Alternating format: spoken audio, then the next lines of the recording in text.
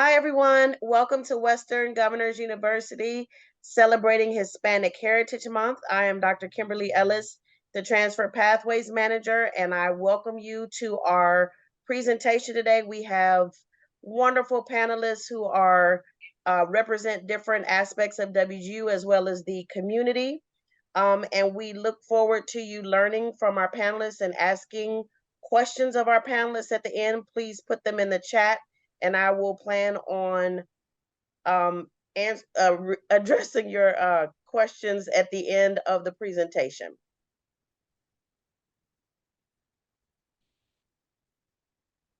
So we have, these are our panelists and our moderator. So our first panelist is Alejandra Adan.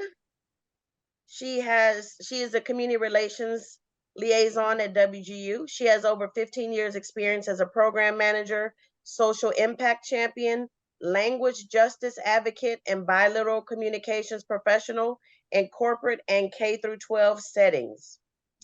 We have Jesus Martel Gonzalez.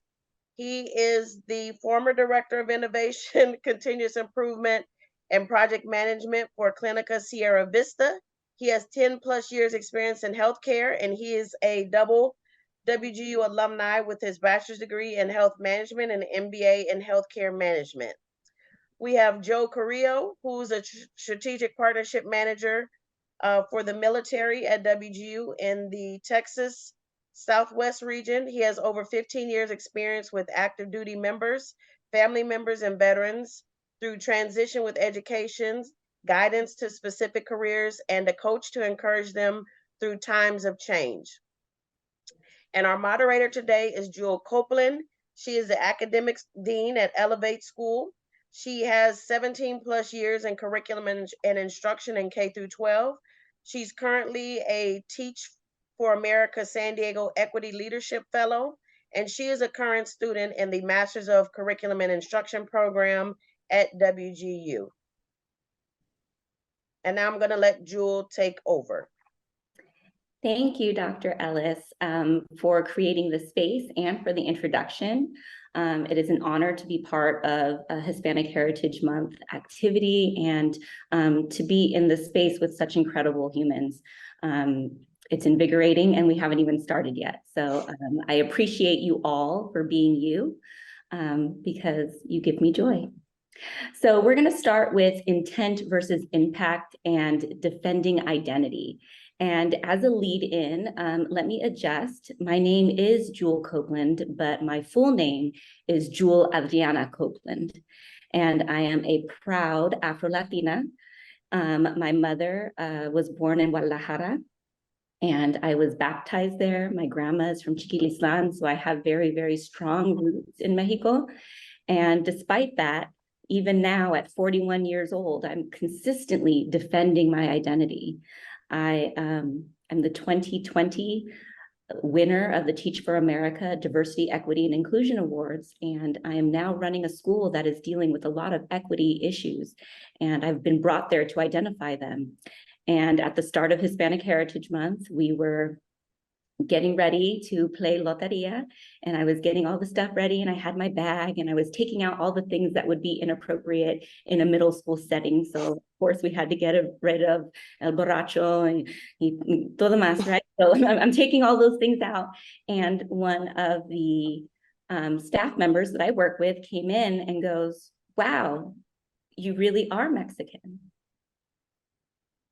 And I pushed it to the side because I was about to walk in and do a 20-minute community meeting with all of my middle schoolers on Hispanic Heritage Month, on the importance of celebrating whether you are or are not.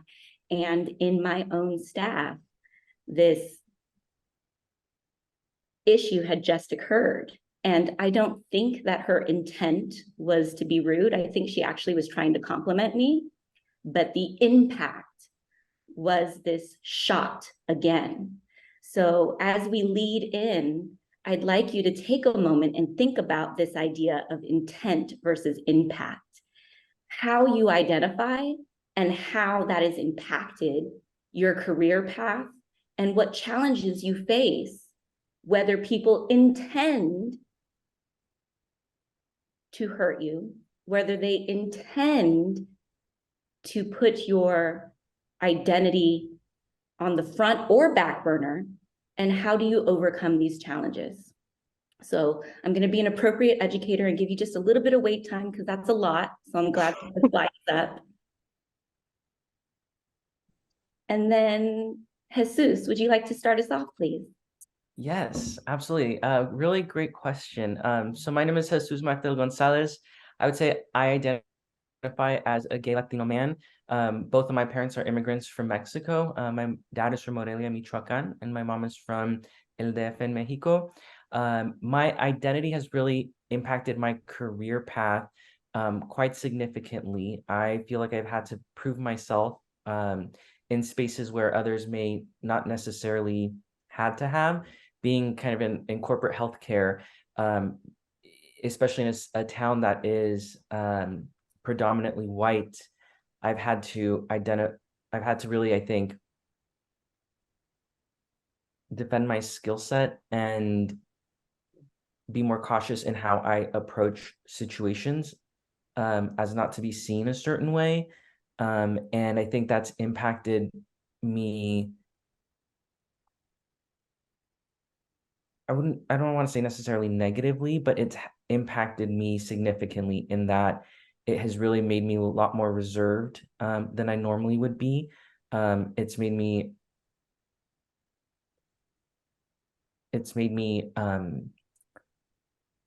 I think have a greater commitment to continuous learning, and to really kind of show the value that I'm able to bring to the table. And I think it has a lot of in terms of challenges and how I've overcome them, I would say leaning on like-minded individuals, on people who support other minorities, whether they be minorities themselves, but kind of finding those like-minded individuals where I can share my challenges and have them sponsor me in a way to make sure that they're creating opportunity for people like me. That's really helped me to, I think, overcome some of those barriers to that executive level of leadership that I was yearning to get into. Thank you so much for starting us off there. And I love that you talked about even just the intersectionality, right, of multiple identities. You also brought up community. Is it difficult to find community the higher you get in your career? I would say yes, especially for someone like me. I think you don't see a lot of Latinos in leadership. In the area that I live, Bakersfield, California, you normally see white men in leadership. There are, women, but not very many.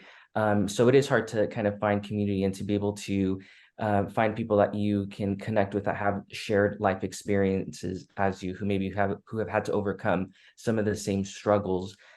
So I think it takes a little bit more energy to be able to create and cultivate those relationships. It's not as doesn't come as easily, I think, as you would find if you were in a like-minded or a community that had similar experiences as you. Absolutely. So I hear you saying it's something that you have to intentionally seek out. Yes. Okay, Alejandra, could you take it from here, please? Sure. With the same question? Please. Okay. I'm Alejandra, super grateful to be here. Thank you, Jewel, for sharing your story. That was very powerful, and Jesus also. First and foremost, I identify as Puerto Rican and Boricua, but I also feel like I am an intersection of identities, and that can include anything from Latina to Latinx, Latine, Hispana, all of these apply to me. I feel like what we call ourselves and each other depends a lot on context, generation, time in history, language. It's constantly changing and evolving. And I think more than anything, it's really important that individuals and the community at large feel seen. And so my question for that is, why should there only be one umbrella term for Latino culture and what that means, or any of us, really? We are all more than one thing.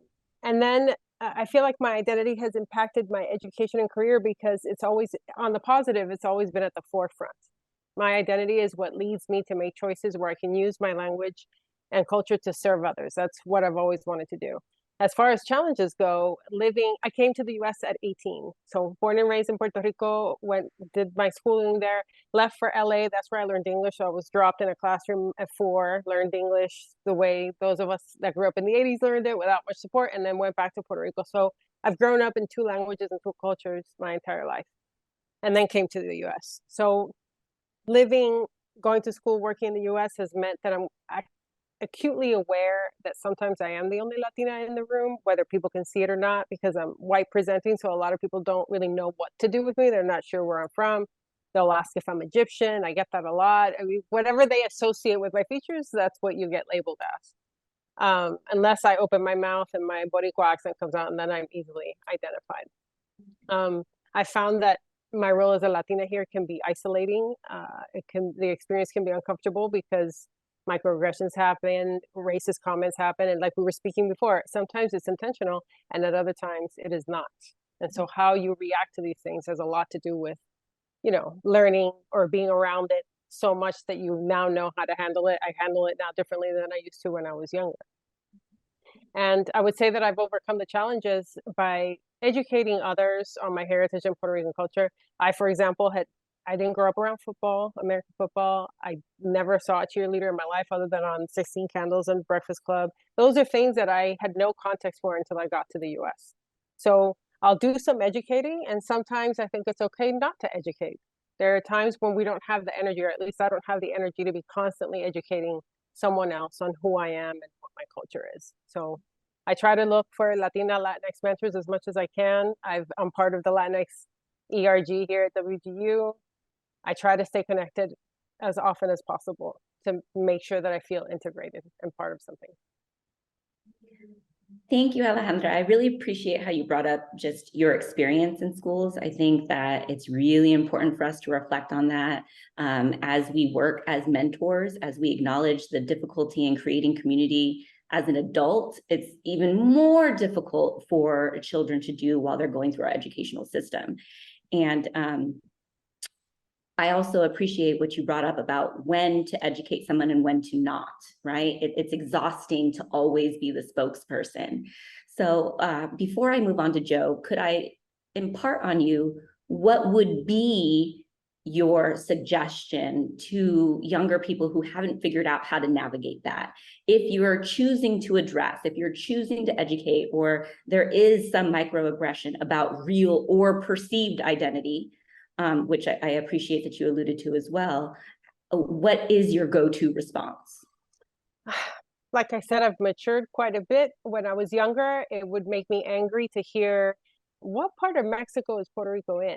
Or do you guys have sneakers? Or do you live in a jungle? That kind of stuff. That thankfully has subsided. I used to get angry and get defensive, but I always try to start with assuming positive intent. Mm-hmm. Not everyone has the same experiences. Puerto Ricans are, as much as I would like for us to be everywhere, we're not. So you don't come across, you can't assume that you're going to come across people as readily as you would like. And also put yourself in the perspective of a learner. There are things from many other communities that I know nothing about. Mm-hmm. So I always want to come at it as, make it available, make the space available for people to ask questions. I welcome questions. I don't welcome judgments. So thank you for that. Joe, same question. All right. Joel, thank you so much. And it's awesome to be here today. As you all know, my name is Jose Raul Carrillo III. I should have been a king, but I'm working towards it. But I tell you, Hispanic, Latino, Chicano, Mexicano, Mexican, there's so many names for us. And even within our cultures, we identify each other too, because I know some people will tell me, no, it is Chicano. You weren't part of the 1960s Pride movement. You can't call yourself a Chicano. Like, okay. You're not Hispanic porque eres pocho. You don't speak Spanish properly. And you look at that and like, my goodness. So even within our own cultures, where we're sometimes confused, imagine other cultures that see this too. So to me, it's always been about the human being aspect of things, not the human doing. And a lot of the times we get caught up with a human doing, and we just gotta stop for a moment and find your value within yourself, and what you want to call yourself, whether it's Hispanic, Latino, whatever it is, it doesn't matter. Like I say, our blood within our bodies are blue, but when we're cut, when the oxygen hit, it's red. We're human beings here, and it's tough because we all come from different and diverse backgrounds, even within our own cultures too. You know what I mean?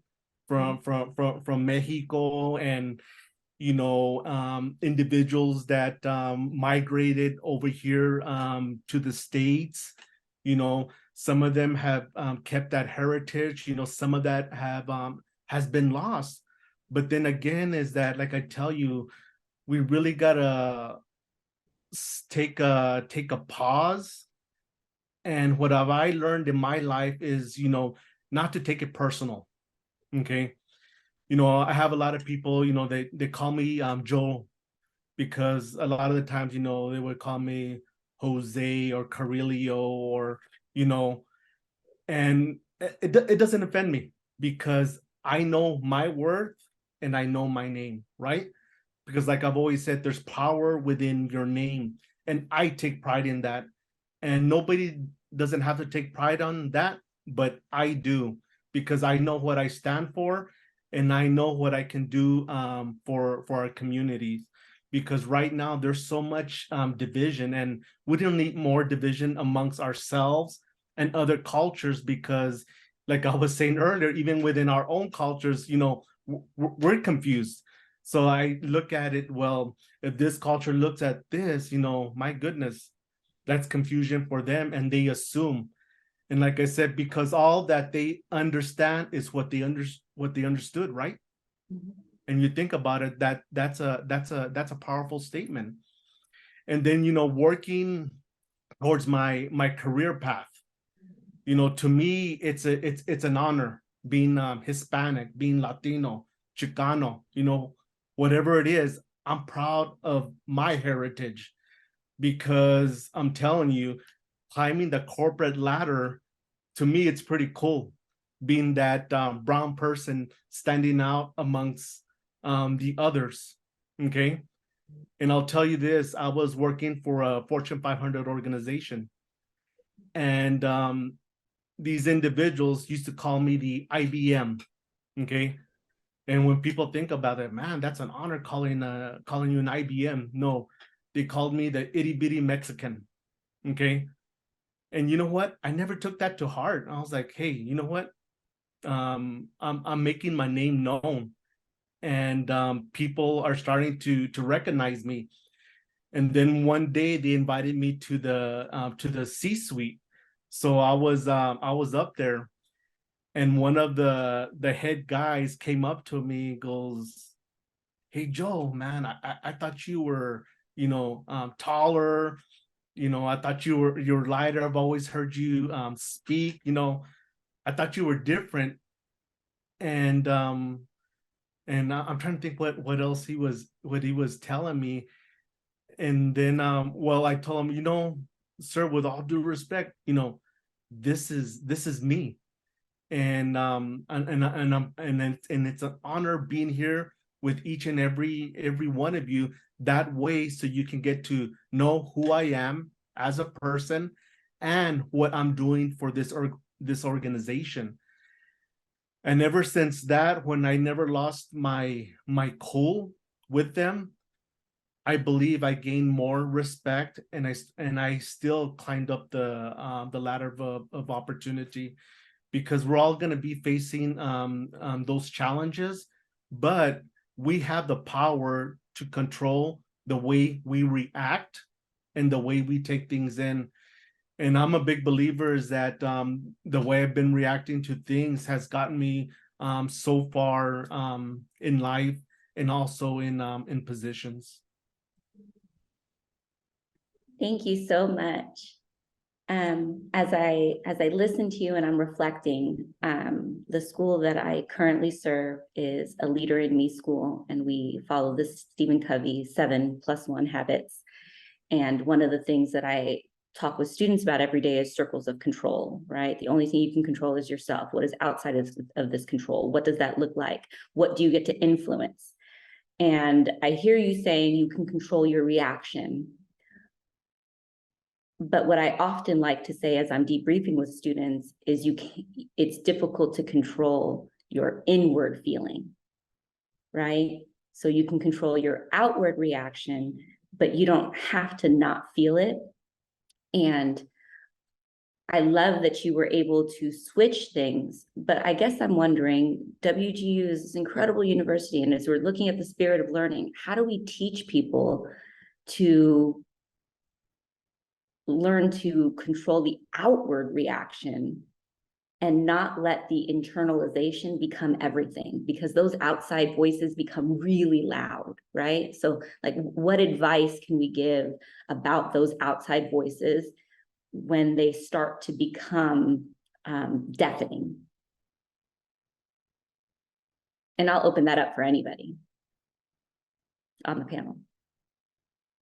Yeah, I believe if you start feeling overwhelmed and doubting yourself, I know I have friends, co-workers that I can pick up the phone and be able to voice what I'm feeling. And I think that's part of the therapy that we all need with each other. But that accountability partner, I think, is huge. So if I was coming through any type of problem, I know I can call Alejandra. I know I can call Dr. Ellis. But the great thing about me so far, I've been able to handle those type of situations, because I've really I don't take it personal. I don't know why. If I was born like that, it's because it's happened since a young age, and I've learned how to manage that. But I think if you have that person that you can call is golden. Thank you. Jesus, I see your hand raised.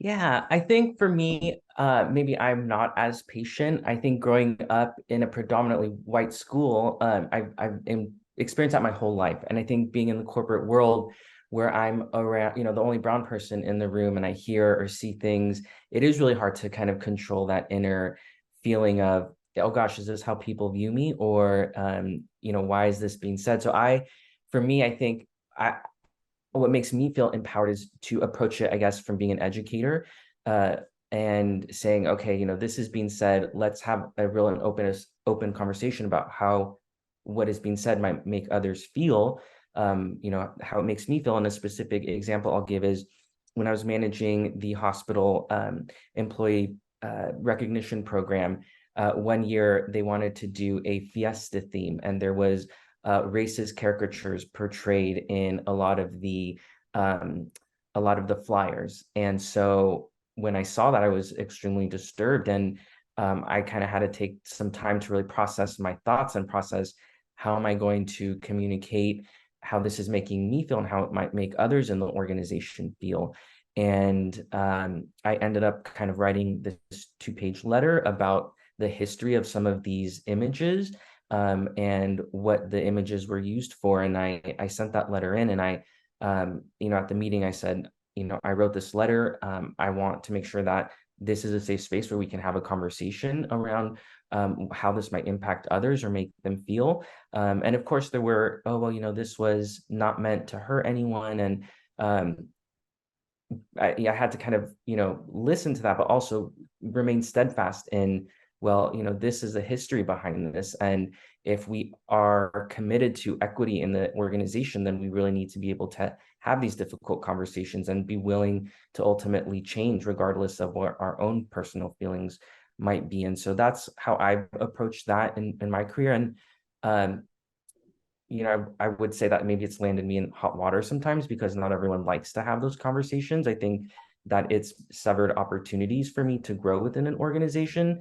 But ultimately, I feel like I need to be able to speak my truth. And I know that there will be an organization out there who's going to value me speaking up for equity and for, what I believe to be true. So that's how I've approached it in the past. I don't know if it's the best way, but it's what I believe in.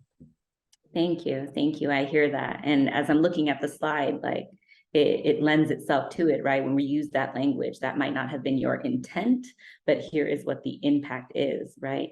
So I appreciate your words. Alejandra, I see your hand raised as well. Yes, I would just add 3 things. One, as Mr. Rogers used to say, find the helpers. Who out there is doing what you think is important and valuable?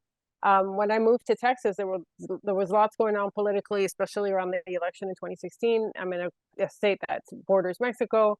I needed to turn down the volume. Talk about what you can't control, right? I couldn't. It was very hard not to be angry, not to feel like. Honestly, I felt like the world was coming to an end with so much division and all that.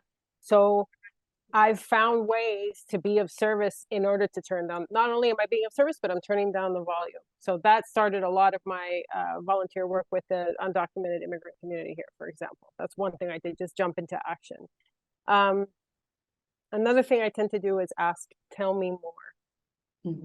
Seek to understand where the other person is coming from. That's a hard one, because sometimes when you say, tell me more, you might hear things that might make you angrier in many ways. But if I'm coming at it from a place where I seek to understand, I tend to do better. And then the third one, I would say, I'm a boxer. I love boxing. And one of the things that they teach in boxing is to protect your head. So mindfulness.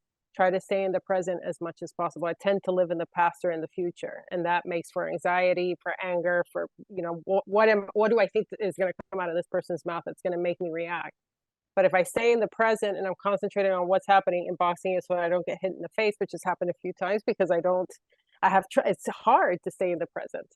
I think that's also a valuable practice. Thank you. And I hear these themes coming up consistently, right? We need to find community. What can we do? What can we control? But I like adding in that piece of that mindfulness and staying in the present. I was just at a conference and one of the speakers said, we don't need any more allies, because allies can be quiet sympathizers. They can see things and then just stand by. What we need is more accomplices, people who are ready to get in and be part of the journey. And I was like, okay. So that lent itself to that piece as well. Dr. Ellis, can we get to the next question slide, please? Thank you so much. Okay, let's see. Alejandra, why don't we stay with you? Who or what has been your greatest influence for life and career, and why? And this time I'll ask you to pass it. Okay. That's such an excellent question. I would say my greatest influences for life and career have been my family, my husband, my kids, mentors and supervisors, and last but certainly not least, the communities I serve. I was very close to my dad, who passed away last year, and he always used to encourage me to stay the course, to trust the process, as he used to say, which I think is really important with career and education. There's a long-term goal involved. And then I have 2 young boys who are part of a generation that grew up very differently than I did in the 80s. The world is really open for them in many great ways, but it's also a more dangerous place. So I constantly learn from them on how they navigate and what they need from me. So keep staying intentional and making sure that my priorities are where they need to be. And then mentors and supervisors, even the not so great ones I've had in the past, have helped me see what I'm made of and where I should be and what I can contribute. And then the last thing I would say, the communities I serve are the best inspiration. Active listening, being intentional. I want to be part of the change and the transformation. So whatever that takes for these communities is where I want to be. I'll pass it on to Jesus. Awesome. In terms of who has or who has been my greatest influence for my life and career, I would say my parents. I think my dad didn't finish school, and so being able to finish school was something that I always wanted to do for him. Both my parents came to this country undocumented, and I think that has left a lot of um, maybe generational trauma that I still hold with me. Growing up, we were told, don't be loud, don't speak up, stay in your lane. And so that has really impacted the way I carry myself throughout the world, especially as I am in corporate America and I try to climb that ladder. I doubt myself a lot. And the best mentor that I ever had, Abel Victorio, shout out to Abel, he really gave me, he really challenged me to unlearn a lot of that from my parents and really view things in a different way. He challenged me to be an emotionally intelligent leader. And I think that's really helped to change how I approach situations. It's given me a lot of confidence that I didn't have growing up. And I think that I want to be that kind of leader for others who might be in similar situations as me, who may be doubting themselves because of how they grew up or what they've been told to be or do their whole lives. And I guess I'm just a testament that you can unlearn that and you really can change yourself as long as you're willing to do the work. And that's how I want to show up for my community. I didn't see anyone like me ever in a leadership role. I didn't think that I could be doing what I'm doing today. And so I want to show people that it is possible and you can do anything as long as you put your mind to it. And I'll pass it on to Joe.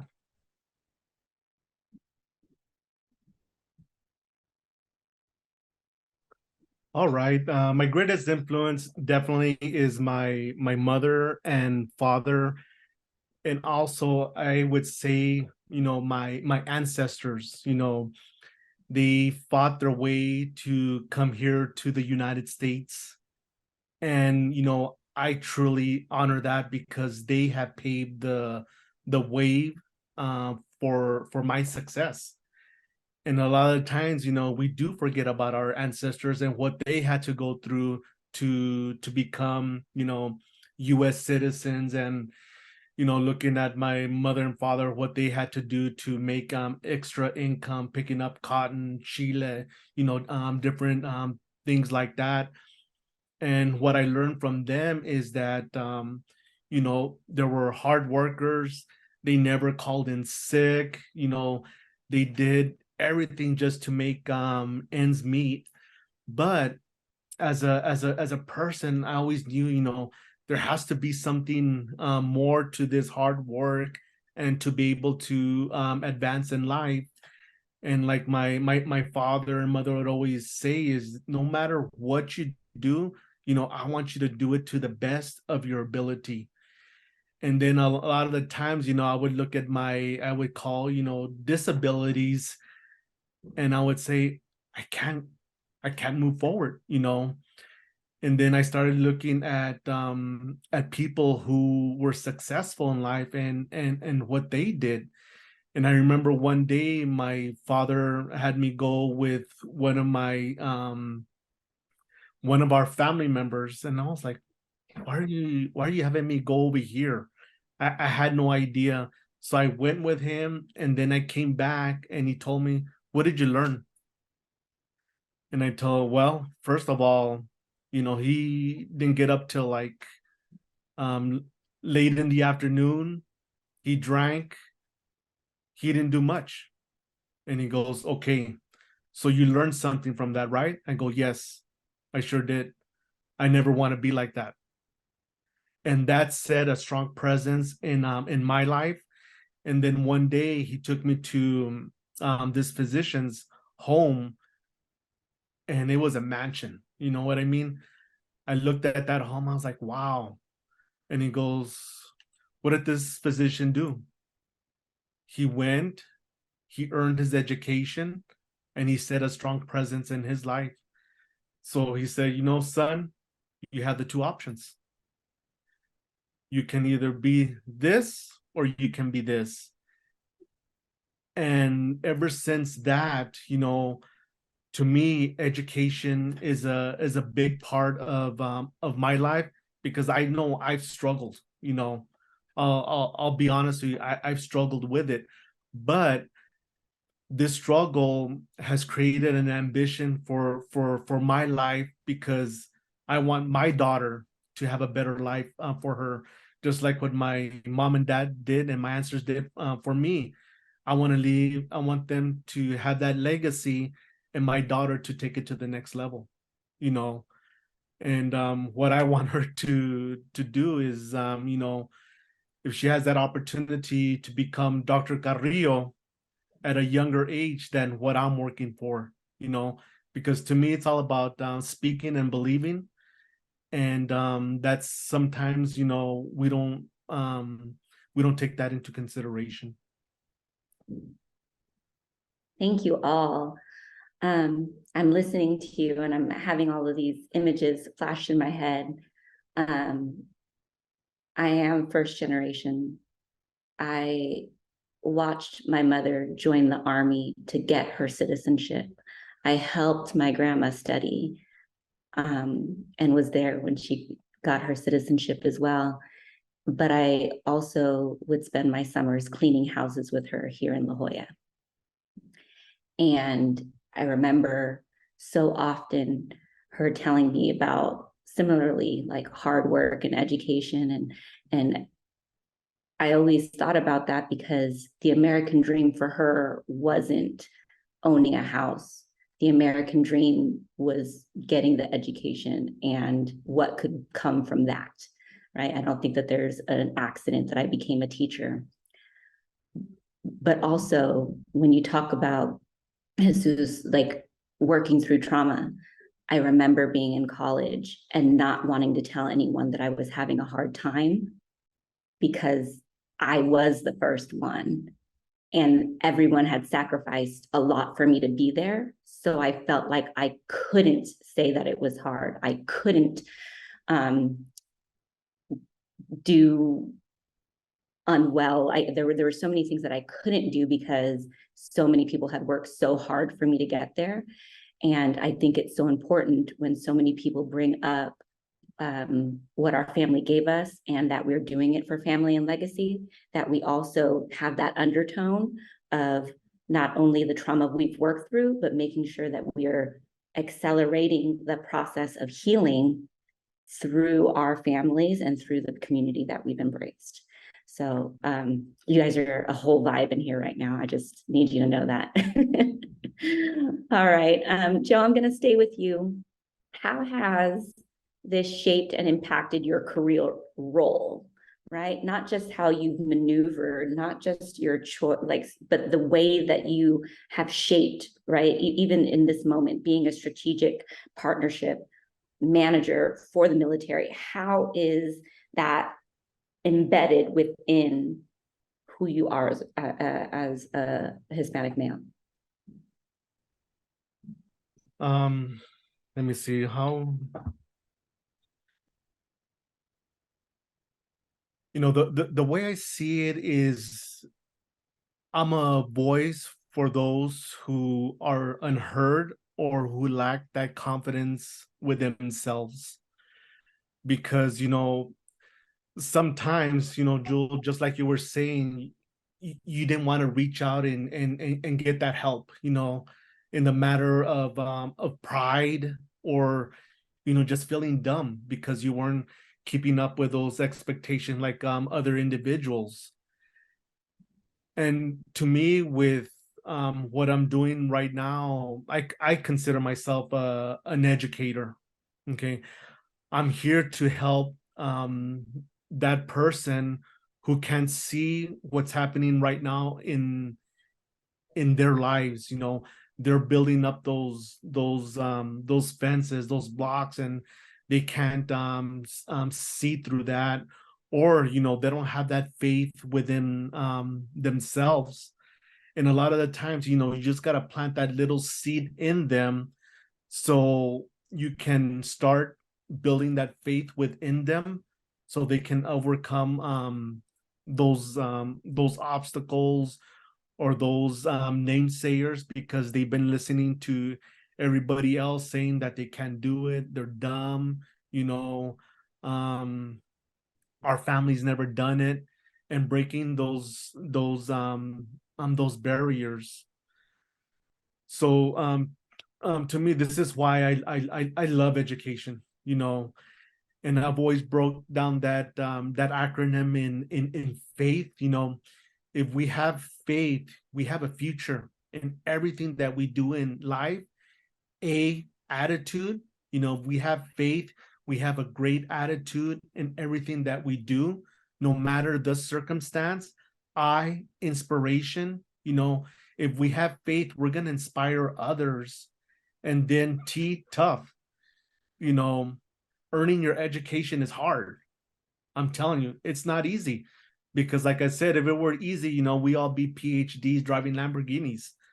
And then H, hero, you know, we're going to be a hero to the people that we least expect here in our lives, because I've come across them through family members and friends. They're like, wow, Joel, I never thought you would be in the educational field, because they saw my struggles. They saw what I was going through, you know, going through that extra tutoring, staying up late at night, you know, doing all those extra things. But I'm telling you, it's doing that 1% is what's going to help you take it to the next level in your life. Thank you. Alejandra, same question. I would say I'm driven by my work for and within the communities that surround me as a community relations liaison. I'm always looking for ways where I can help change the world through my privilege, my experiences, and what my hard work has afforded me. I'm not first gen. I had parents who my dad had a PhD in psychology and my mom was an educator. So that's privilege. How can I use my privilege to help others? When I was working on my graduate degree in bilingual education, I remember I was going to be a preschool teacher. I was a preschool teacher, but I worked to get certified doing that. And I took this course halfway through my program on immigration that totally changed everything. I went to my advisor and I said, I don't want to teach. I'm done with that. I want to know how I can work within these communities to make a difference this way. And it changed everything. I was placed in communities in New York City, immigrant communities coming from everywhere. The one I remember the most is a Mixteco family coming from Mexico who spoke Mixteco. No Spanish, no English, Mixteco in New York City, trying to catch subways and learning how to do that. And at first, I just wanted to save. How can I'll give them my furniture. I will give them my sofa. I will give them everything I have. And I remember my dad telling me, you're not there to save anybody. Like, how can you're there to empower. You're there to bridge the gap. You're there to provide pathways. You're there to sit with that Mixteco family and show them how to use the subway map, because they're going to have to do it on their own. They're going to have to teach their children how to do it. And that was really eye-opening for me. So I feel like what I do is, I've been a preschool teacher. I've worked in advertising. I've worked in education and mental health and all these different areas. I see a need. I jump in and do what's needed.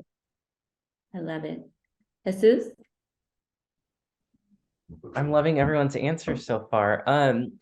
For me, I think growing up, you know, being told, you know, for my parents, their American dream was just having a stable job with benefits, right? So when I was an executive coordinator starting off in healthcare, that was good enough for them. When I started saying, oh, you know, I'm not really happy, I think I want more for myself, they would question me and say, well, why do you want more? You have a stable job, you're getting benefits. You know, it seems like you're earning a good living. Why would you want more? And it was really the mentors around me who encouraged me to go back to school when I enrolled in WGU, and then having a mentor like Samantha who would encourage me every week to finish. I think that made me more confident in myself, and I began to say, oh, maybe I can do the role that they're doing. Maybe I can be a healthcare executive. Let me finish my schooling. And so I think that really impacted me to push myself more and to get into the role that I was most recently in. And it's impacted the way I am as a leader, in that I want everyone around me to feel empowered, whether that's through education, whether it's through even just speaking up for themselves, being able to find what makes them happy. That has really, I think, shaped and changed my outlook on how I approach my professional career. I love it. And Jesus, I'm going to stay with you for this third question. Okay. What do you wish you could do more for your community?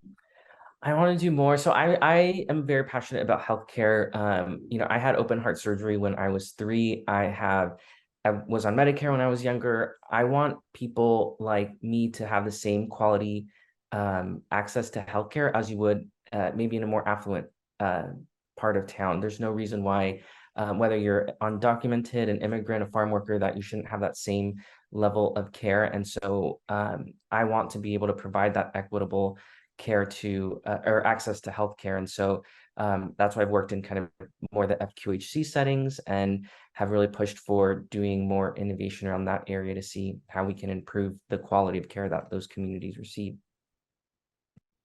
Thank you so much. Let's go ahead and go to Joe. Same question. All right, what do I wish I could do more for my community? I really wish I could create another me. Because I really want to show the communities that I work with that it's possible for them to further their education, whether that's a certificate, certification, associates, bachelor's, master's, or doctoral degree. We all have different paths to get there, but it's definitely a step-by-step process. And I've always said this, inch by inch is a cinch. Yard by yard, it starts to get hard. Which route are you going to take? Because you can also do it non-traditional too. What I call, there's self-learning out there too that you can get up there and make it big in life. But that's only a certain percentage of individuals that will get there. Jeff Bezos, Steve Jobs, they're those selected few.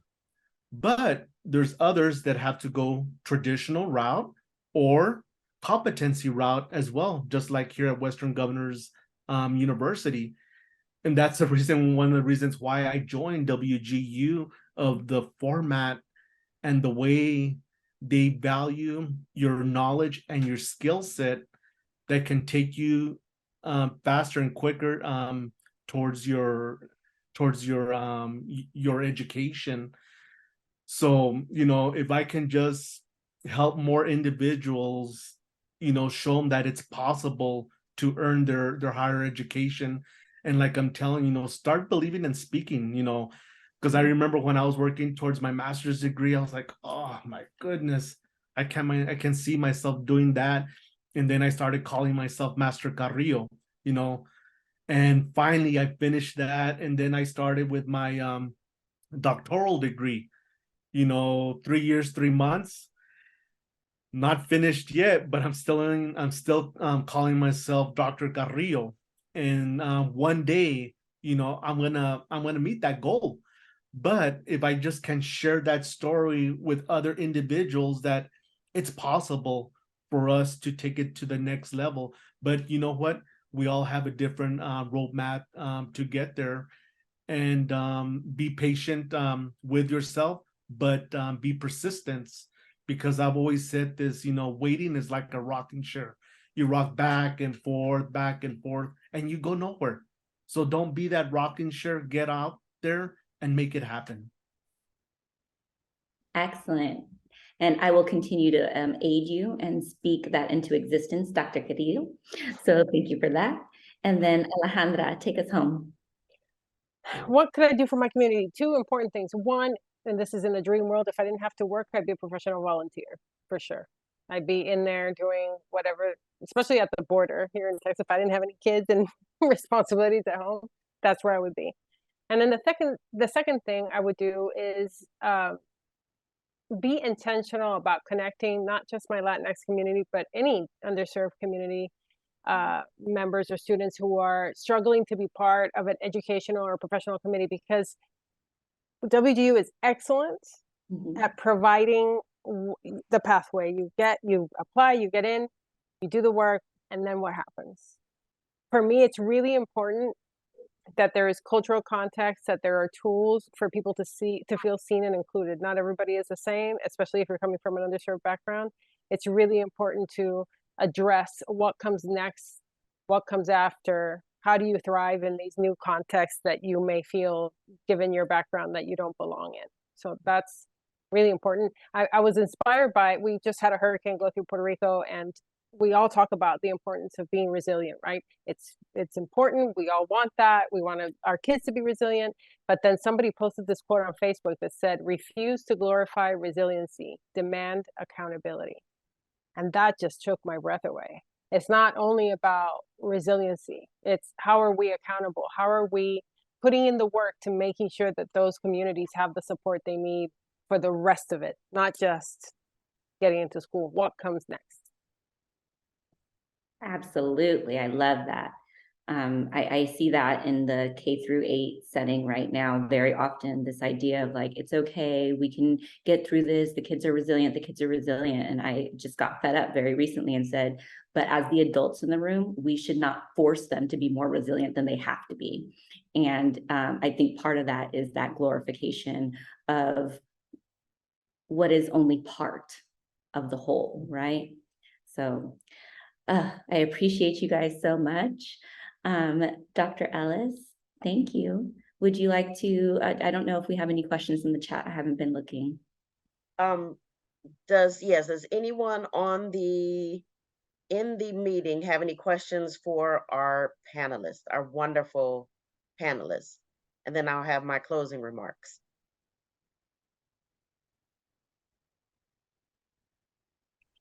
I mean, I always have questions, but if there's time, because I really just appreciated all of y'all's perspectives. It's been really great to just hear and see, you know, how deeply you care about your work and this community. I'll put in the chat as well, because, you know, I like people to learn in different modes. But I remember the first time I heard the concept about like lift as we climb, and what you all talked about really resonates with me. And so, as leaders and as educators in your organizations, how do you do that? How do you lift as you climb? How do you bring more Hispanic, Latinx, Latine talent to the top? How do you get more of this community, more seats at the table to, you know, enact this change, you know, create movements? And so, big question. You got 2 minutes, it looks like, but open to thoughts, and sorry if I make y'all go over time, but I'm just really inspired by the work and the words that you all have done.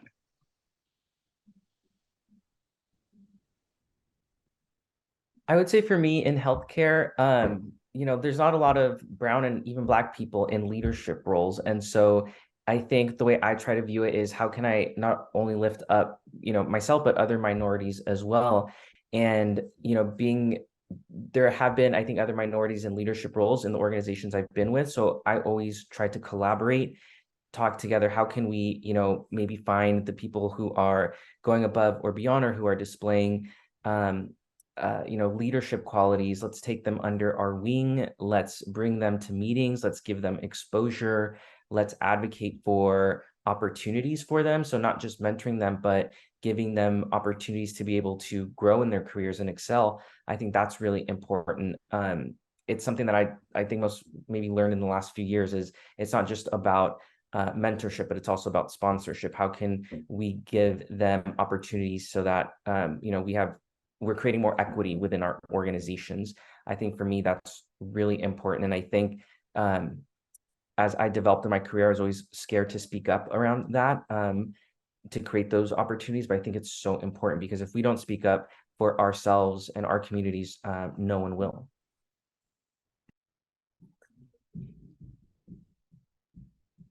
Should I jump in, or Joe, were you going to say something? No, go ahead. Oh, I was just going to say, for me, it's been our D&I vice president likes to say the audio needs to match the visual. So I go after, you know, the teams in human resources, the teams in D&I. I've been part of student forward-facing committees or committees within Latinx House. I always try to find people, not just like-minded, but people who have already moved up to where the rest of us need to be. And so I start with them. I start in different departments. I gather a group of people that feel the same way, and we come up with strategies and present strategies, because a lot of people, you know, it's important to show the problems and communicate the problems, but it's really good to come up there already with, this is what I think we can do. how can we work together to get this outcome, since we're all interested in having the audio match the visual?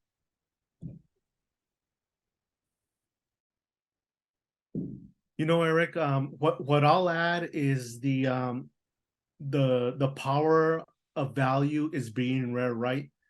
The more rare things are, the higher the value. Think about oil, diamonds, resin, all that is very valuable. And like I said, rocks are cheap, correct? So with me, the way I see it is, if I can show my dedication and my work ethic and being an example to others, I've seen others starting to follow my path. And as a leader, I always consider myself a leader, whether it's with my family, with my coworkers, with Western Governors University. I always try to work 2 levels up, because I value that they're paying me as an individual, and that I'm bringing food to my table, because I do not. I'm very grateful for that. I'll tell you that much.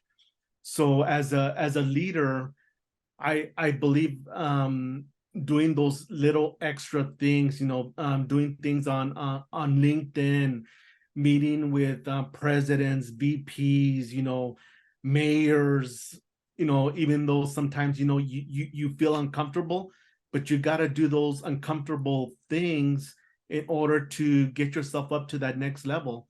Because if you stay what you're doing and what you're comfortable with, you're always gonna stay in those lower levels. So you always got to see how you can go up to that next level. And I think about other individuals who have left the ways too. There's so many examples out there that you can study, and that's what I've done in my life. I've studied those individuals too. I think about back in, what was it, 1994, where Jeff Bezos, the founder of Amazon, he left a Wall Street job to explore the internet. Imagine you're making all this money and you decide to go into the internet. Who would have done that, right? But he did the uncomfortable. So also, we can go out there and study what people have done. We don't have to recreate the wheel. Like I tell a lot of my students too, is that, what do you see in a tree? And a lot of them are superficial. There's leaves, there's branches. I go, no, that's a door, that's a business, that's a home. You got to see beyond the scope. And that's, to me, that's true leadership, right? Because leadership demands a spirit of innovation. The attitude of innovation sets a leader apart from the followers, correct? And leadership wake up every lazy so-called leader to take it up to the next level, right? And then, crisis is an incubator of innovation. So we telling you is that, as leaders, we got to break the norm. We really got to break the norm. I hope that helps, Eric. Thank you so much to my wonderful panelists, Alejandra, Joe, and Jesus. My moderator was perfect. So happy Hispanic Heritage Month.